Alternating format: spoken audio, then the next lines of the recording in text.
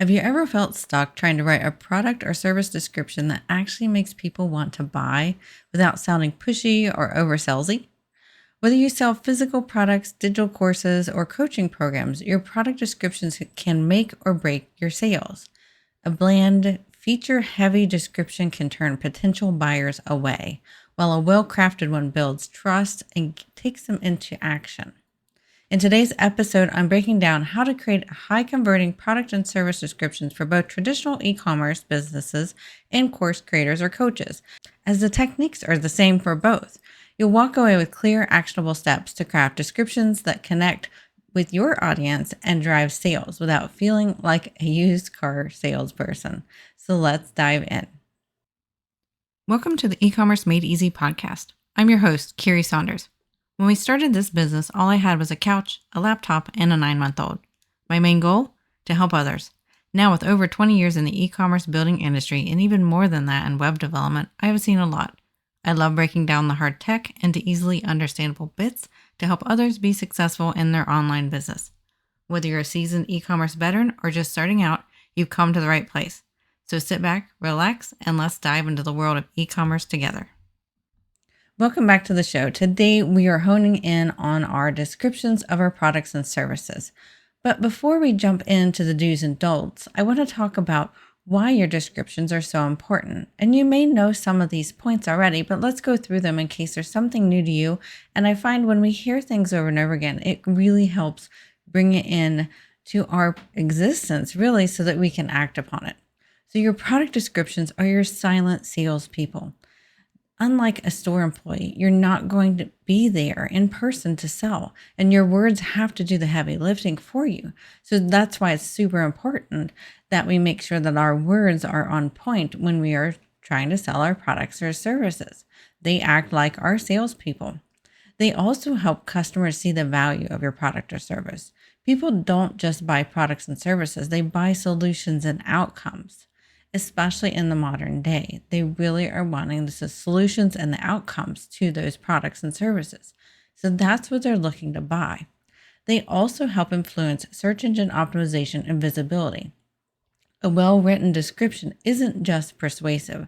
It also helps you rank higher in search engines. This is something we have worked with our clients on for over 20 years. That product or service description is really key to making yourself found online, because it's a great place for you to not only speak to your customer, but if you do it in a manner with search engine optimization in mind, you're also going to speak to the search engines as well. So no matter what you sell, a compelling description makes all the difference in whether somebody clicks buy now or just clicks away.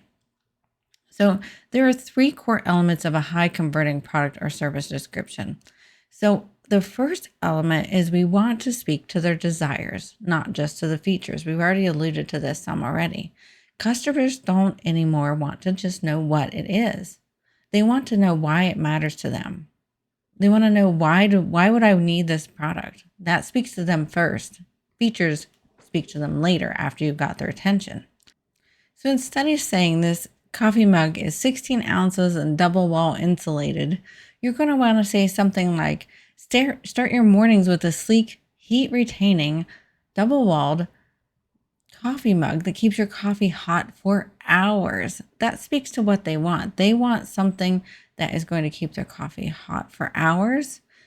Sleek could imply it's beautiful. It holds in their hand properly. Use your own words here when you're making this up, but you can see that we're talking to the benefits of it instead of the features of it just being a 16-ounce double wall mug, right? And so for a course or coach creator example, instead of saying, this course includes 6 modules and 10 workbooks, right? And we tend to do that even with more words than that sometimes. But instead you could say something like, get a step-by-step system that helps you launch your online course stress-free with plug-and-play templates to guide you. You're hitting on a few key points there. It's a step-by-step system. Nobody wants to be lost. It helps you do what you're trying to do, launch your course, and it has plug-and-play templates to guide you. So they have really great examples of templates to guide you. So we are speaking towards saving them time and effort and creating their online digital course. So we're talking to the benefits more than the features at first. So like I said, we want to start with benefits and then we can support them with features later. Myself personally, I like to see the benefits first, but I am a detailed person, so I do want to see those features later. But you got to pique their interest first with those benefits.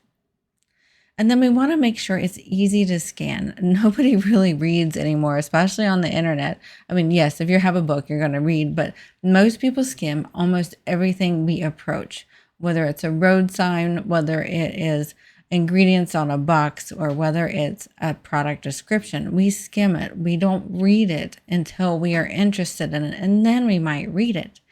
So your description needs to be visually engaging as well. We want to use bullet points for the key benefits. We want to keep paragraphs short and digestible. We also want to make sure that we're writing at about a 3rd to 5th grade, maybe 7th grade level, but we want to keep our words at a very simple manner so it's easy to scan. That's why we don't want to use big words here. We also want to bold or highlight important words or phrases so that their eyes, when they're scanning it, will drop onto those words or phrases and read them as they're scanning, because they're reading them really fast, right? And really draw them in to the other words around it too. So for example, you can do what you'll get. 6 self-paced video modules with actionable steps. Again, we're talking about the benefits here again, even though we said there's 6 modules in here, the benefit is actionable steps.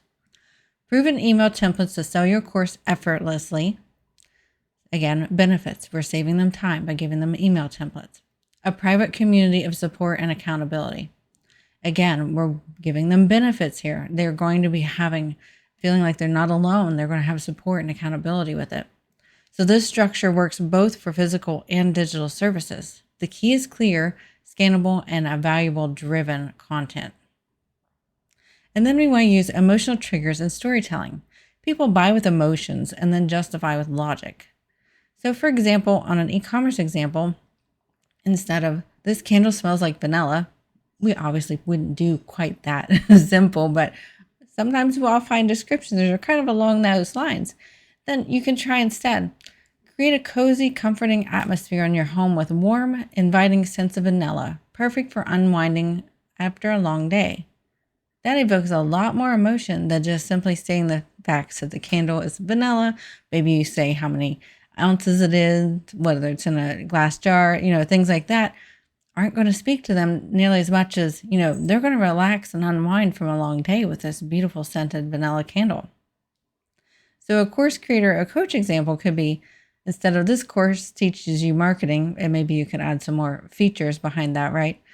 Instead of saying something like that, let's speak to their emotions. Something like, "finally feel confident promoting your business with a marketing plan that actually works without spending all day on social media."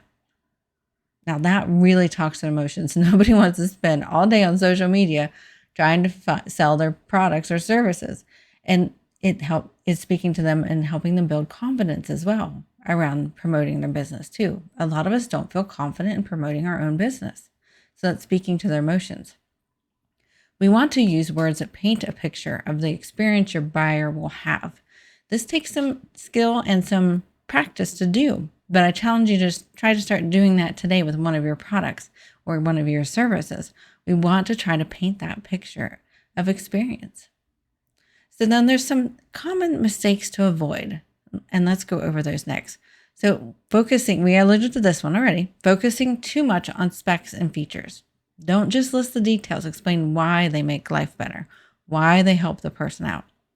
Save those features and specs for later down in the page or on maybe a separate tab if you have an e-commerce system that has tabs available, and you could use features and specs as a separate tab for those people who really do want that part as well. We also want to avoid using jargon or industry lingo. We want to speak in our audience's language. And like I said earlier, we want to use words that are very simple. We want to use somewhere around 3rd to 5th grade level words when we're writing our products and descriptions, because we want to make them scannable and easy to relate. And then we don't want to make our product descriptions too long or too short.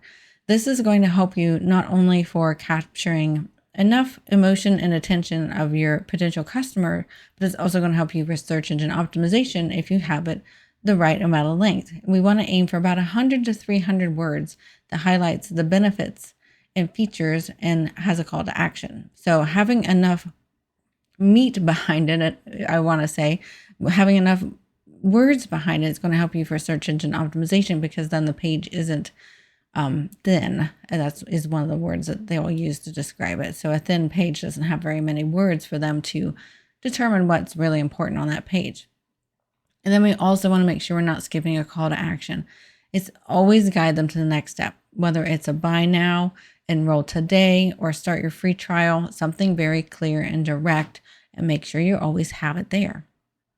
All right, so let's go over some actionable steps to improve your product or service descriptions today.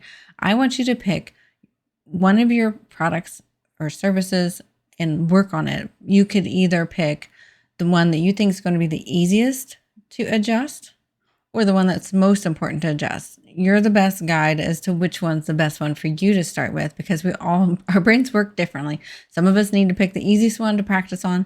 Some of us just want to jump right in and work on that one that's the most important, brings us the best revenue and return on that product. So first off, pick one and let's work on it. So first, let's rewrite it using today's formula. I want you to see how you can adjust it. Lead with benefits. You can even ask ChatGPT to give you a hand here. You can say that they are the best, product description writer out there.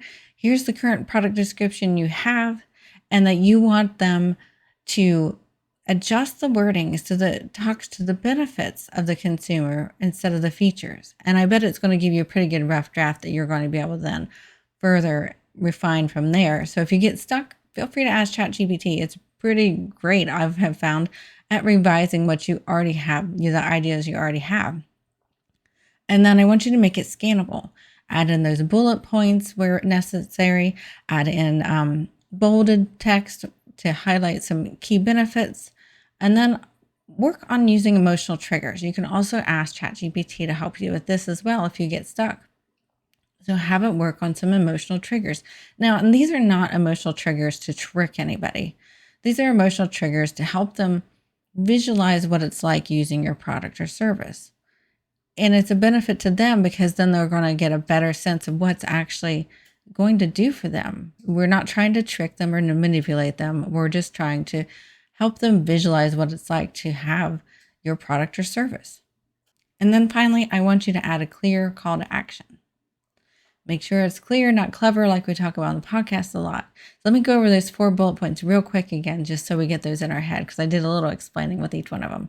So first, rewrite it by leading with benefits, make it scannable, use emotional triggers, and have a clear call to action on the page. Could have it in multiple places if it's long. And test and tweak it, see how your audience responds to it. Nothing's ever perfect or set in stone, especially on the internet. We're always needing to refine our products, our services, our descriptions. So pick that one product or service that you want to work on today. And I challenge you to set a date on when you're going to work on it if you don't do the actual work today. But today, after listening to this, I want you to pick one and then pick a date on when you're going to actually work on that and improve your product or description and see how well it really helps your business boom. All right, so that's all we have for this week's episode of the E-commerce Made Easy podcast. I hope you totally enjoyed it, and I hope it helps you bring your product descriptions better on point and better speaking to your customers and with your customers. If you think this episode was helpful, or our podcast in general, we would love it if you'd share it with a business friend so that they may get some of our help as well. And don't forget to subscribe so you never miss out on an episode, and we will see you next week.